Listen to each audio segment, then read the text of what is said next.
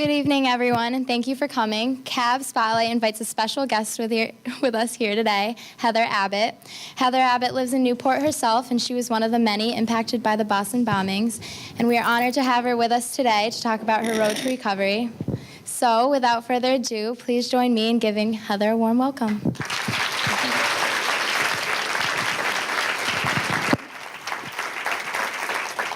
Thank you, everyone. Can you hear me okay?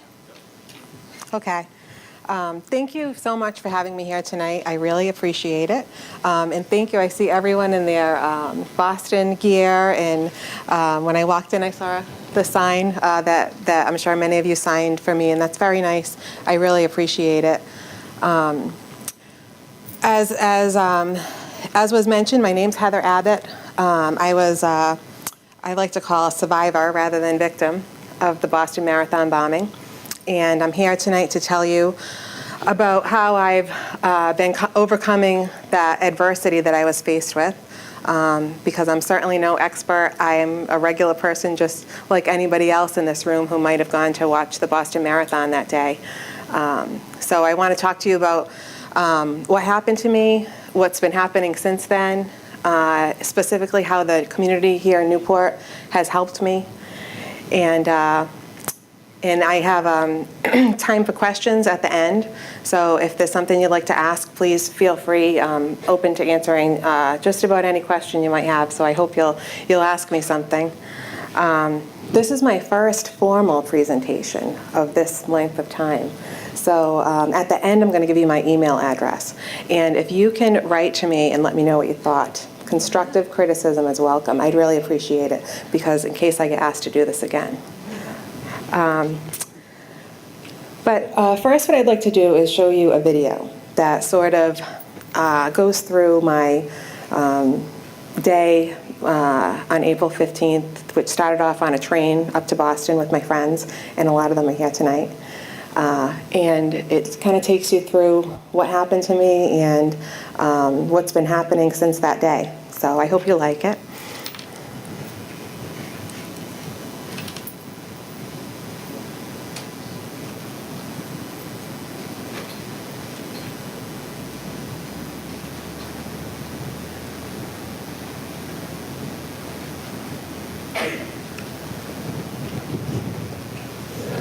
I woke up to the sound, the silence of cars were cutting like knives in a fist fight. And I found you with a bottle of wine, your head in the curtains, your heart like the 4th of July. You swore and said we are not shining stars. This I know, I never said we are. Though I've never been through hell like that, I've closed enough windows to know you can never look back. If you're lost and alone, or you're sinking like a stone, carry on. May your past be the sound of your feet upon the ground. Carry on, carry on, carry on.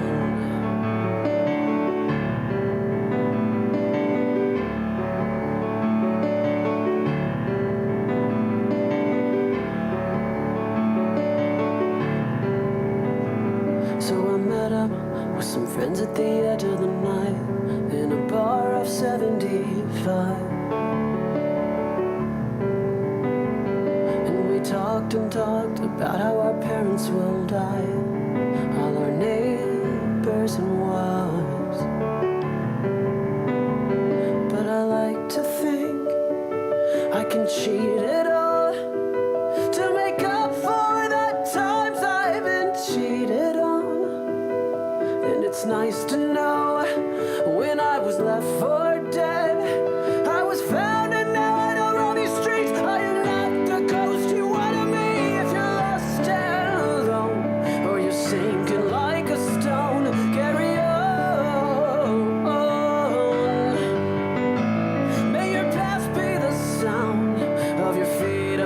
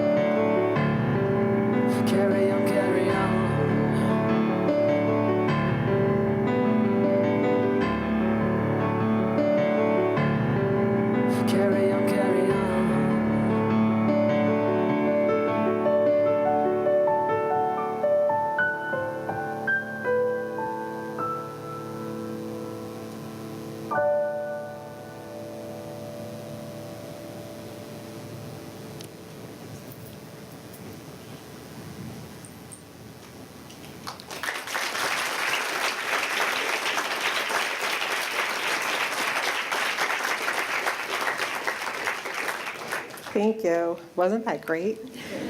I wish I could take credit for it, but it's happening again. But as I said, I wish I could take credit for it, but a good friend of mine put the video together, and he's here tonight, so I'm glad you had a good reaction. So thanks to Jeff Day.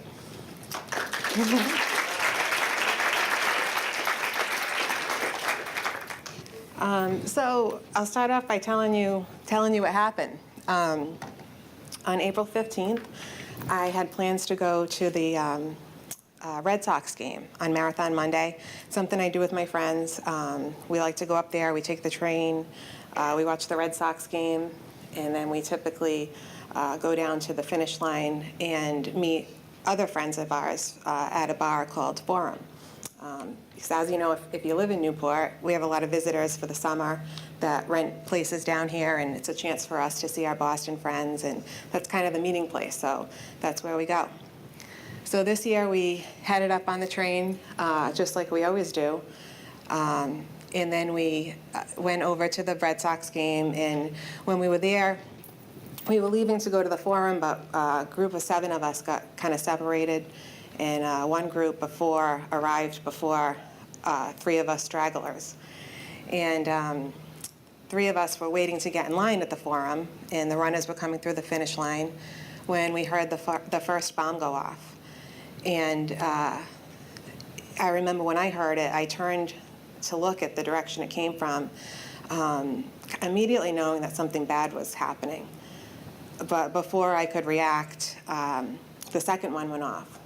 And the next thing I knew, I was catapulted through the front door of the Forum, which was open, and I found myself on the ground. And when I sort of came to, I realized that something was wrong with my foot, and it felt like it was on fire. And I knew that I couldn't move, and there was smoke around me, and people were frantically running through the Forum restaurant to the back where the exit was. And I can remember being on the ground and thinking to myself, you know, I don't know if I'm going to be able to get out of here. I can't stand up.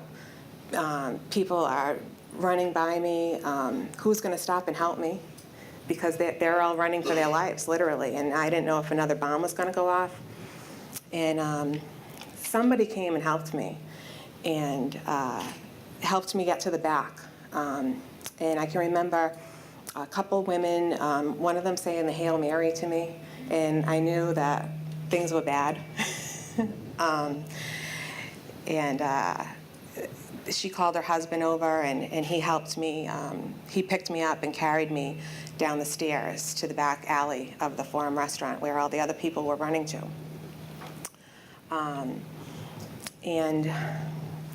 There was a lot of commotion. One of my friends came in to try to get me when they realized that they had all gotten back there, and I was the only one missing.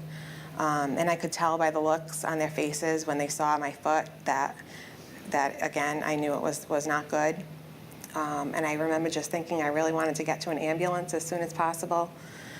People were all around me, discussing, what to do.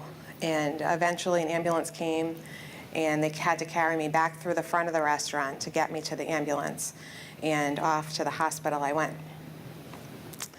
And I didn't know who had helped me. Someone told me maybe it was a bouncer. It was a big person at the restaurant, so I didn't know.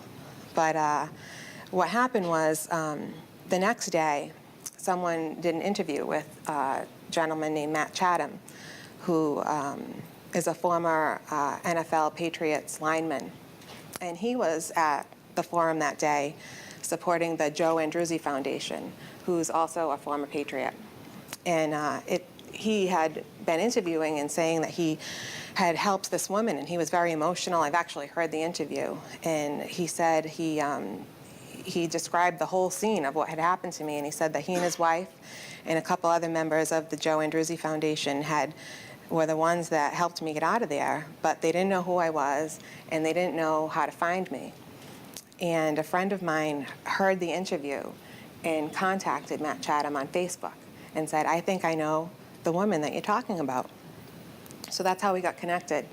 And this picture here is when he and his wife, he's the bald guy and his wife's the blonde woman, came to see me in the hospital, and I met them for the first time. They came with 2 other members of the Joe Andruzzi Foundation who were there, and Joe Andruzzi's wife came as well, Jen. So it's the first time I met them, and the first time I got to meet the people who saved me. So it was, quite an experience. I've talked to people about sort of overcoming adversity in the past, and like I said, I'm no expert at it. But what I can tell you when I think back at what's happened to me and why I'm standing here in front of you today, and I'm walking, and this weekend I was running.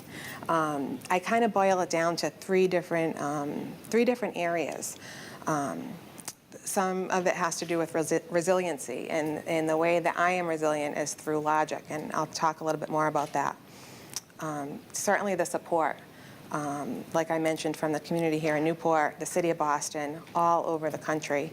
I could talk about that for hours, but I'll give you a little bit more information on some of the support I received as well, because it really is tremendous. And now an opportunity to give back.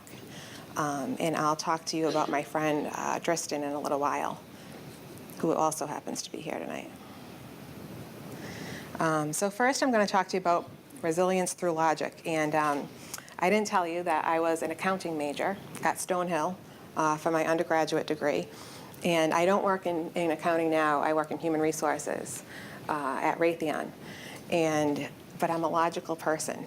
So that's kind of helped me through all this, because I certainly had emotions about what happened. And what happened was, when I got to the hospital, I had 3 surgeries where surgeons looked at my foot and tried to determine whether they were going to be able to save it or not. And after the last surgery, they came to me and said, you have a choice. You can keep your foot, but you may never walk on it. You'll definitely never run on it. It will be in a lot of pain. You're going to have a lot of surgeries. It's going to be shorter than your right foot. So you'll kind of be lopsided, and it'll look mangled. Or you can have your leg amputated and wear a prosthetic leg, and you can do everything you used to do. It's just going to be a little different. So you can imagine, how I felt with that choice. I didn't feel like I had much of a choice, because I knew deep down that there was no way I didn't want to get back to living, and that I wanted to have to potentially be in a wheelchair for the rest of my life. So I chose to have my leg amputated. And once I did that, I decided that this is what happened to me. That's the choice I made, and there was no turning back. And I couldn't change it. So once I kind of came to terms with that, it helped me to move forward. And this is just a little bit of information about limb loss.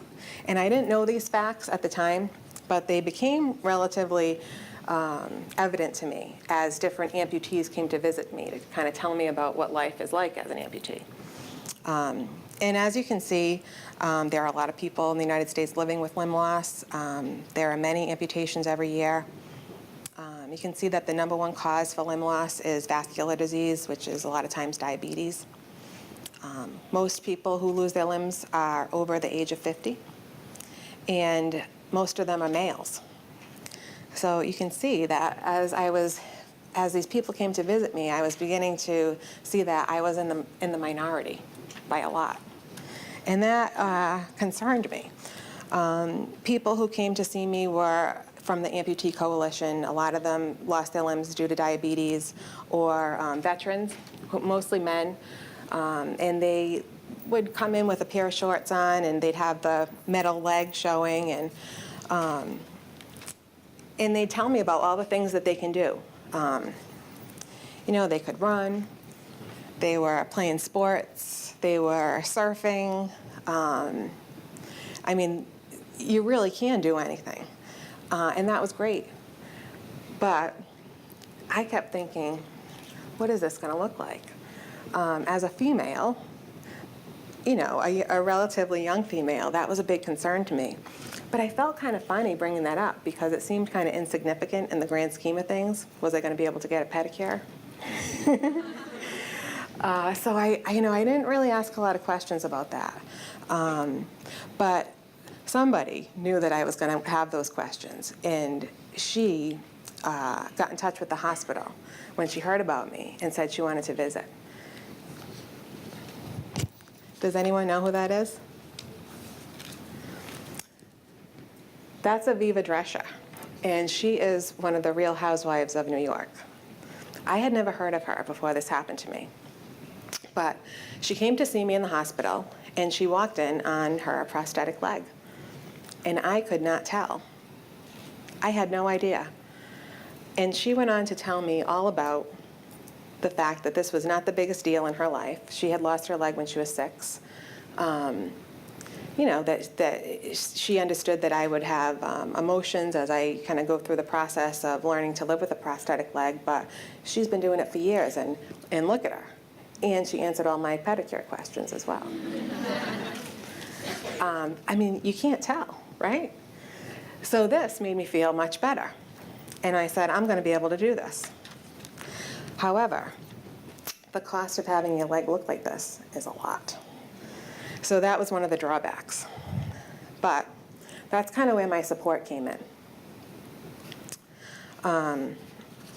While I was in the hospital, my friends back at home and friends that were in the hospital decided to have a fundraiser for me. And this was the first of many fundraisers that have been held for me. But this was probably the biggest one. And it looked like the most fun, and I wish I could have been there. It was at the dockside over on Waits Wharf. And about 1,500 people came in the community. And they raised over $60,000 for me, which I thought was a lot of money, until I found out what they raised in the one fund, which I'll talk about in a little bit. But as you can see, all these people came, and they wore blue Heather Strong t-shirts, and they had banners with my name on it. Joe Andruzzi and Matt Chatham and their families were there. So that made me feel great.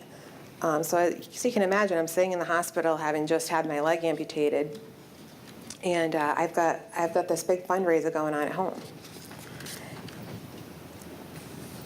These are some of the businesses on Aquidneck Island that contributed to that fundraiser and the fundraiser since then. They've made donations, contributed services, and it's incredible. And a lot of them you've probably heard of around here. The Bridge to Fitness, the Band Never in Vegas. There are so many of them, even the Newport Police Department. I couldn't possibly list them all, but that just gives you an idea of some of the community support that I got here in Newport.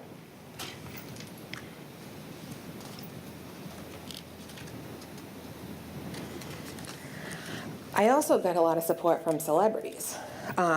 When celebrities heard about what happened to me and the others that got hurt at the marathon bombing, they wanted to do what they could to help.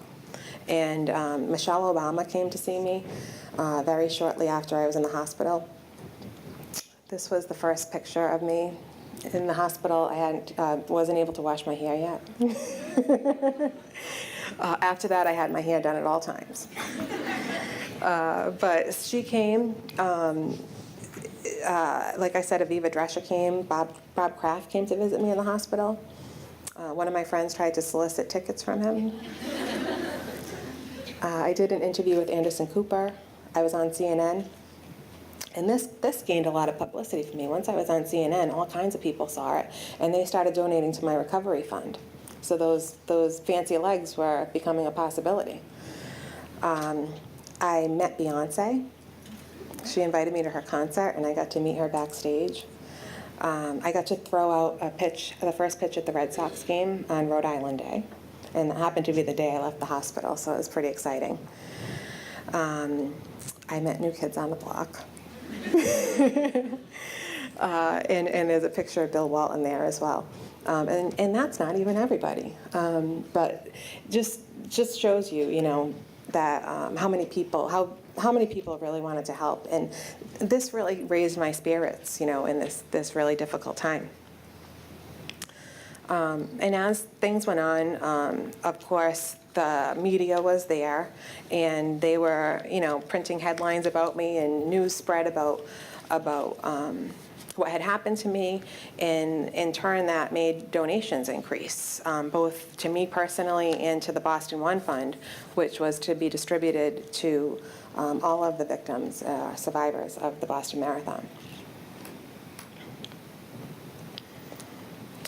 I then went on to be published in various magazines, some of them more famous than others. I don't know how many people read the Society for Human Resources Management magazine, but I was in there. I was on the cover of People. I was featured in Glamour magazine as somebody's everyday hero. And these were all things that led to more awareness about what had happened. And the support continues. I just went last weekend to the Red Sox Tampa Bay game, and as you can see, the Red Sox are still rooting for Boston Marathon survivors, and they've got their Be Strong cut into the grass. I was asked to go out on the field and be recognized with some of the other survivors, some of the medical personnel who helped that day, and some of the police officers. And right there was Matt Chatham, my hero with his son, and always there to support me. So that's been great. This event was particularly meaningful for me. It was the home opener for the Patriots this year, and this organization actually put together this event where they're called All 32 in One. So it's a father and son who go to 32 football stadiums over the course of a year, and they bring wounded warriors with them, and they're recognized at the the football games. So when they came to New England this year, they wanted to pair up some of the wounded warriors with those of us who were hurt at the marathon bombings. So we had the chance to meet some of them, fellow amputees, to talk about, how they're getting through life as an amputee and that sort of thing. We got to meet the Patriots players. Look how close I was to Tom Brady.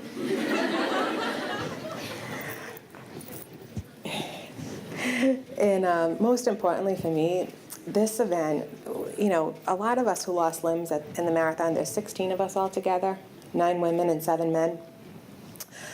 We got invited to different things, so we have the opportunity to interact with each other, but it's pretty rare that we're all together. And at this event, almost all of us went. So we had the chance to talk to each other, and nobody really understands what happened to us that day besides us. And there were some of us who were a little reluctant, I think, to talk with some of the other amputees from the marathon, and I can relate to that, having been in the hospital when they had support groups. It was hard to accept that I was one of them. And I think some people have had a harder time than others, but nobody wanted to miss the Patriots game, so they all came. And it was a chance for us to all connect, and everybody was exchanging numbers after, even those of us who hadn't, really kind of been involved with each other up until that point. And we've gotten to we're kind of a family. We didn't choose each other. But we're in the same circumstances that really nobody else will understand. So these are some of my fellow bombing survivors who lost limbs that I'm friends with. And they helped me get through difficult times. I had lunch with 2 of them, and we talked about feet the whole lunch, prosthetic feet.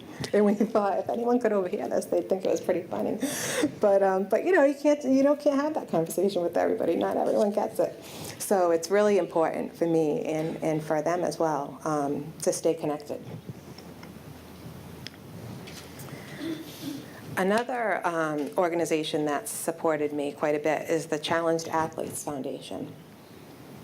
I was introduced to them by Aviva Drescher, and they're an organization primarily that helps amputees get back to doing physical activities. And they have helped me get back to running just this past weekend. They donated what's called a blade leg to me, and you may have seen the Blade Runner. So it's one of those legs, and you can see it in the picture here. It's pretty expensive. It's about $20,000. And they donated it to me so that I could start running again, which is pretty amazing. So they invited me to their running clinic this past weekend, and I got to try it out, and I was running around, and it was pretty fun. At the running clinic was Joan Benoit Samuelson. She is a 2-time Boston Marathon winner and an Olympic gold medalist. And she was at the event, and she asked me if she could run with me. I ran before this. You know, I'd run kind of recreationally at the gym and around Newport, but I wasn't a marathon runner. And I didn't really have any intentions of doing any extensive running. But I'll read to you the email that she sent to me after we met this past weekend. She said, "Hi, Heather. It was an absolute joy, privilege, and honor to meet with you this weekend. As I said throughout the weekend in my remarks with CAF and Nike, we all inspire each other. You are a shining example of that statement. I hope that in the miles ahead, you'll find many rewards. I'm hoping that some of those rewards may come with the sport of running, a sport that has been so good to me for perhaps too many decades. Anything I can do to help you on your journey with your new leg would make my life much more meaningful. You're obviously very coachable, and after watching you pick up the instructions and pace so quickly today. Please keep me posted with your progress. I look forward to catching up with you again soon. Until then, Godspeed with admiration and every good wish, Joni." So that's pretty encouraging. I'm coachable. But, you know, I mean, this woman is an incredible runner, and for her, you know, to feel inspired by me is just very flattering. And, you know, I'll always cherish that email.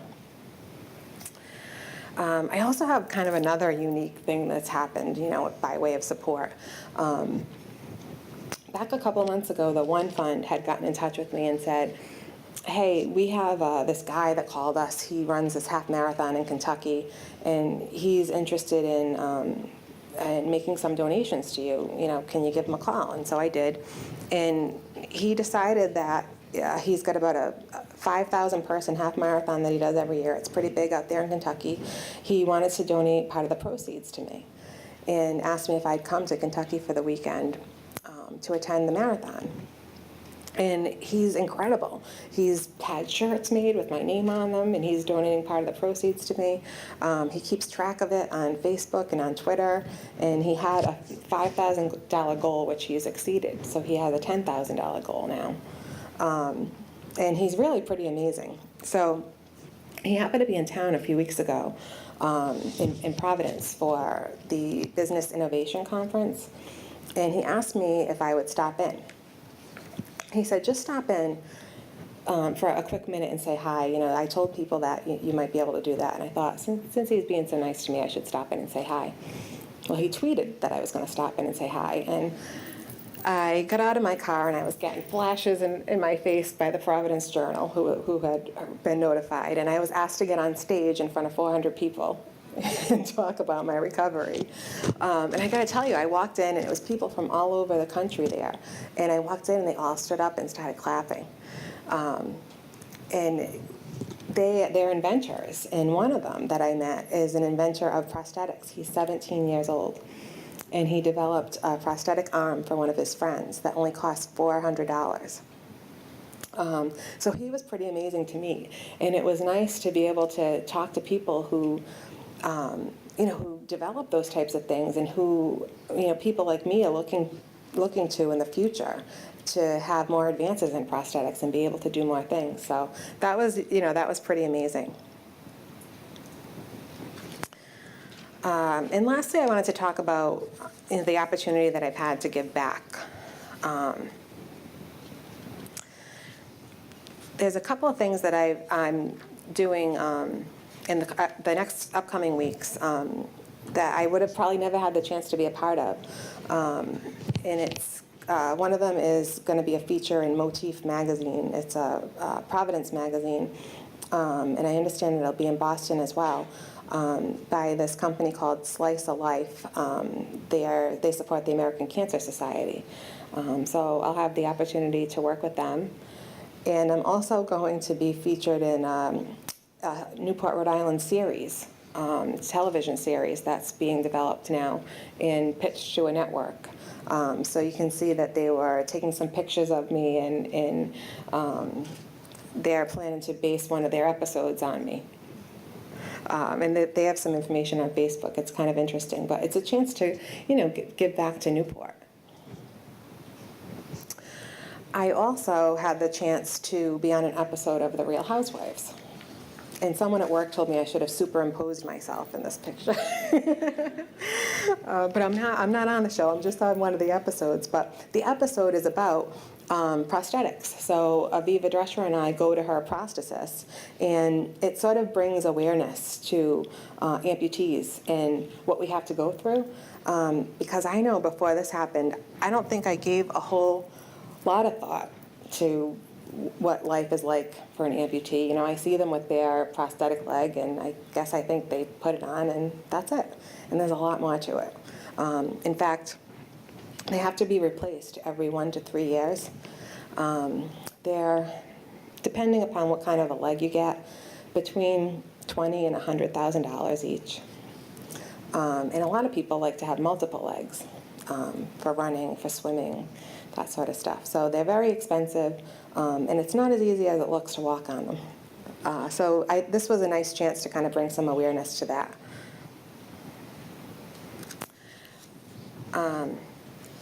Because of the fact that Matt Chatham and I are connected now, and he's connected with the Joe Andruzzi Foundation, I've been introduced to the foundation as well. And it's just incredible. If you're not aware, Joe Andruzzi, who used to play for the Patriots, is a cancer survivor. And he and his wife started a foundation where they now help cancer patients. And they just do some incredible things. Joe was at the marathon that day, and you can see him helping a woman in one of these pictures. So we've kind of got a connection now, and it's really a great organization. And I just mention it to you because I know that sometimes in college you're tasked with doing some community outreach or getting involved with these types of organizations, or if it's just something that you're looking to do, this really is a great one. And they do have an Alex and Ani bracelet that says "Positive is how I live," and 20% of the proceeds get donated to his foundation. And this is a story I want to tell you about my friend. I think this is when I really realized that I guess when this happened to me, I felt like it happened for a reason. And I didn't know what the reason was, but I thought that at some point I would figure it out. And I don't know if I've totally figured it out yet, but this friend of mine has been helping me. And what happened was Tristan, who is 8, has a cyst on his brain and epilepsy, and he's been in and out of the hospital several times. He and his mom were at the marathon that day, watching their runner that runs for his fundraising efforts. And so they were there when the bombs went off, and they weren't hurt. But, it certainly impacted them as it impacted a lot of people that day, even who weren't there. So when he heard about what happened to me, he knew I was from Newport, and he saw me on TV, and I guess, he kind of felt a connection to me because I was in the hospital like he had been, and he was at the marathon that day. So his mom had told him that she knew one of my friends, and he said, "Well, Mom, can you give your friend one of my teddy bears, because he really helped me when I was in the hospital, and I think Heather would need him." So my friend brought me the teddy bear, and I had it in the hospital, and it helped me out a lot. But then I came home and, was kind of focusing on my own recovery. And in July, the Newport Gulls had a fundraiser for me. And my friend, Jessica, let me know that Tristan and his mom would be there, and that he wanted to meet me. So when I got there, I saw him. He was wearing his Heather Strong shirt, and he was holding a big pink sign that said Heather Strong. And it was so great to meet him. And he and his mom told me that he was going to be going into the hospital for some extensive tests in a couple weeks. And his mom had gotten in touch with me after the baseball game and told me that he said to her, you know, Mom, I saw Heather out there. You know, she was walking on her prosthetic leg, and, you know, she doesn't have a leg, but she was still smiling, and she threw out the pitch, and, you know, I can do it if she can do it. And I thought, this is why this happened. I'm going to be able to help other people get through things because I can get through it. They helped me get through it, and I'm going to help them. So now we're friends, and Tristan's runner is going to run for me as well this year.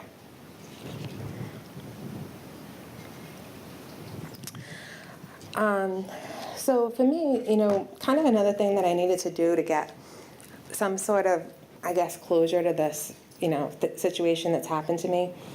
And one of the things that's helped me do that is, and get some answers and help me to move on, was to go back to the Forum restaurant where I was hurt. They were, you know, completely demolished after the bombing, and they didn't reopen until the middle of August. And they invited me and my friends to go back, and they didn't really want to go, but they thought if I could go, they had to go, and they did.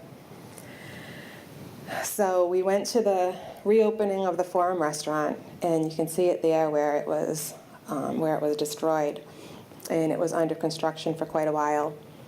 And then I got to cut the ribbon to open it up with the mayor, and my friends and I were there for the whole thing. The Chathams were there, and, you know, people said to me, how do you feel walking back in here? And I have to say that I did feel a little jittery at first going in, but once I saw, you know, the people who saved me there, and I had all my friends around me, and it really was a happy occasion to be reopening this place that had been destroyed. And this was my chance to leave there with a much better memory than the one I had last time. So it was a great night, and I'm really glad I did it, and they were all glad they did it too. So for me, I think my final piece of closure will come this year at the Boston Marathon. So I will be there for the 2014 Boston Marathon. I'm not running it. People keep asking me if I'm running it. But I'll be there, and I think that's going to kind of be my final piece of closure on this situation. As far as what's next for me, you know, aside from a lot of the limb injuries that I have and that other people who had amputations had, we also all have a lot of ear injuries. So I have a hole in my eardrum that was caused by the blast, and it never healed. So I will be going to have ear surgery soon to close up the hole and hopefully restore my hearing. On a more exciting note, my high heel leg will be here any day now. So I'm really excited about that. And I was thinking that it wasn't coming at the best time of year because I'm not going to be able to show it off. But then I thought, well, only one of my legs is going to be cold, so maybe I could.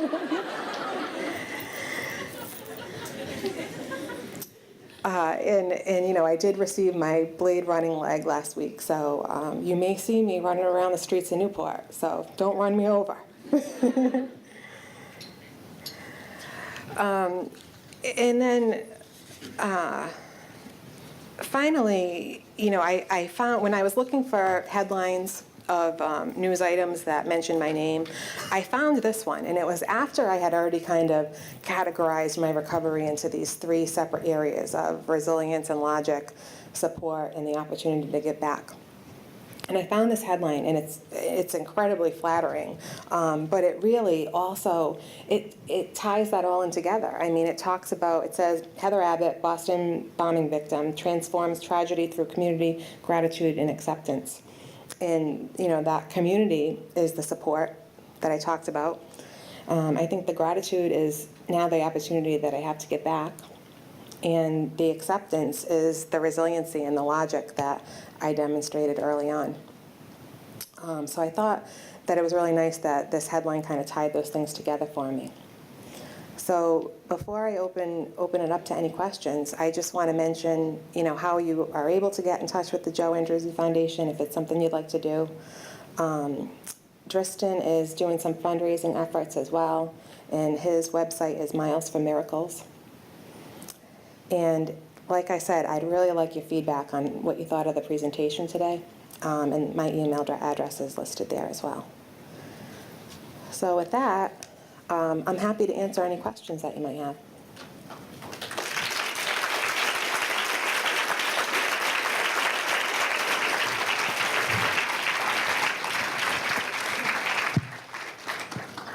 If you guys just raise your hand, we'll run a mic over to you.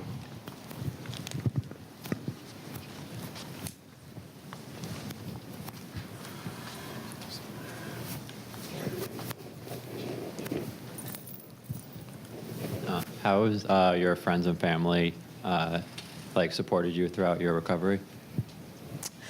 Gosh, they've done so many things. The friends that I was with the day that it happened walked for miles to find me. And when they finally got to Brigham and Women's, where I was, they stayed. We were supposed to go home on the train that night, back to Rhode Island, back to Newport. And they stayed over, and they were there for days in hotels. And they came back, and they kept coming back the whole month that I was in the hospital. Every day there was somebody, and many times many people there to visit with me. My family was there the whole time. My family set up a fundraising site for me on GoFundMe right away that was really instrumental in raising a lot of funds for my medical expenses. They did things like they had hairstylists come in for me so I could get my hair done while I was in there. Little things that meant a lot to me that, I really wasn't thinking about. They were really great, and they continue to be, and they're all here tonight, continuing to show their support for me. I was at I ran the marathon that day, and I just want to say thank you for coming to watch. It's always nice to have fans come in and talk. That means everything to have fans come and support. You're always smiling in every single picture. And look awesome in every single picture, and with crutches and the whole 9 yards. And today you're smiling as well. The whole thing, great sense of humor. Are you still doing therapy? And are you? I don't have a million questions, but are you going back to work? And what was sort of the most surprising thing that you were able to do that you didn't think you'd be able to do? You know what I mean? Sure. Yeah, I am still in physical therapy. I went back to work about a month ago, part-time. And the thing that I've done that I didn't think I'd be able to do, when I was on CNN, Anderson Cooper asked me what I was going to not be able to do this summer that I had planned to do. And I told him that I like to go paddleboarding, and that this summer I had planned to take a yoga paddleboarding class with some of my friends. And I said, obviously that's not happening. So as soon as I got home from the hospital, a big truck arrived at my house with a 12-foot paddleboard that was donated by a company that heard about this. And they had a note and said, "We can't wait to see you back on the paddleboard this summer." And I thought, good luck with that. But sure enough, I got a waterproof leg just before the end of the summer. And my friends went out there with me, and I did it. I stood up on the paddleboard, and I did it. And I really didn't think that would happen. So I was pretty impressed.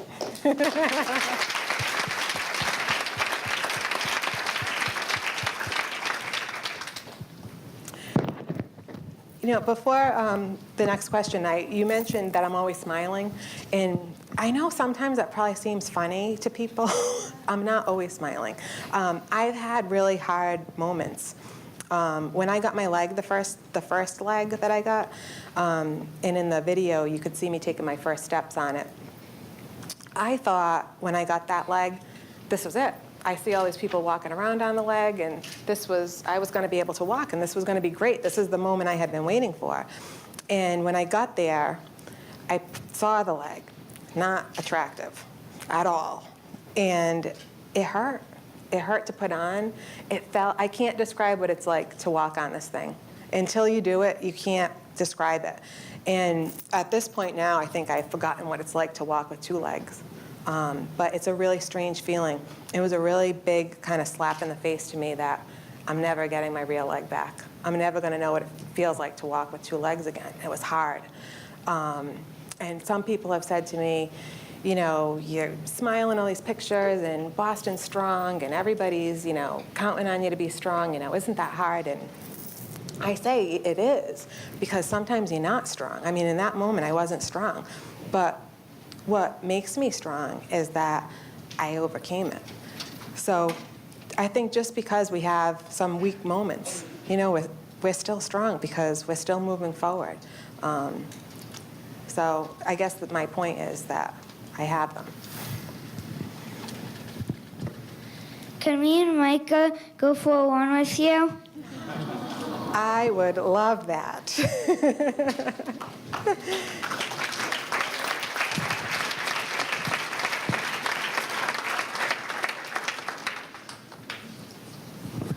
Any other questions? How did you respond to the media the first time they asked or they interviewed you? I don't know. I mean, I remember getting phone calls. My friends were getting phone calls from the media, and we really didn't know what to do with them all. And when I was staying at Brigham and Women's, and the PR person there had said to me, you know, you're getting all these calls and all these people want to come in and do interviews. Why don't we just do a press conference? And we'll have all the media come at one time, and you can just answer all their questions and kind of get it over with. And I was on a lot of drugs, so I said, sure. Sounded like a great idea at the time. And I remember my best friend from high school called me the night before and said, Heather, good luck with your press conference. I never thought I'd be saying those words to you.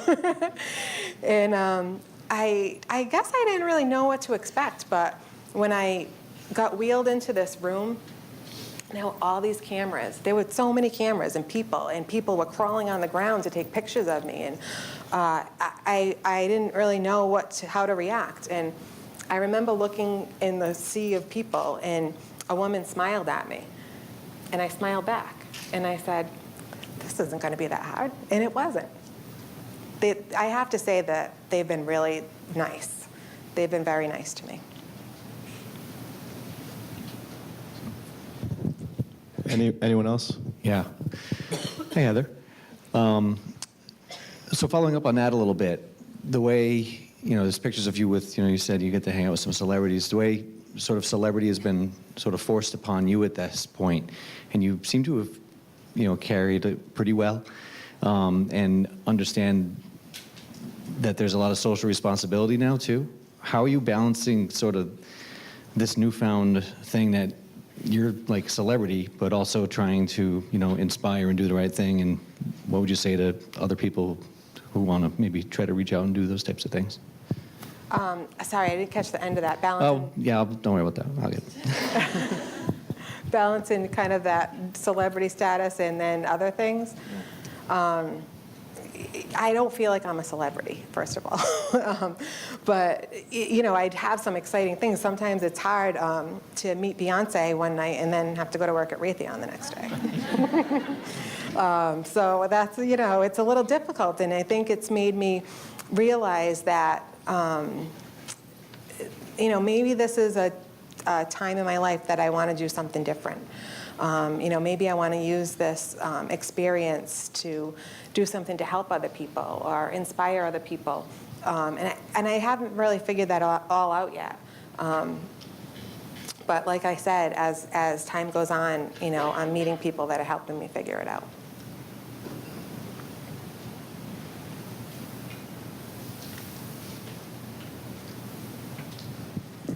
All right, if that's it for questions, I want to thank Heather for sharing her story with us. Thank you.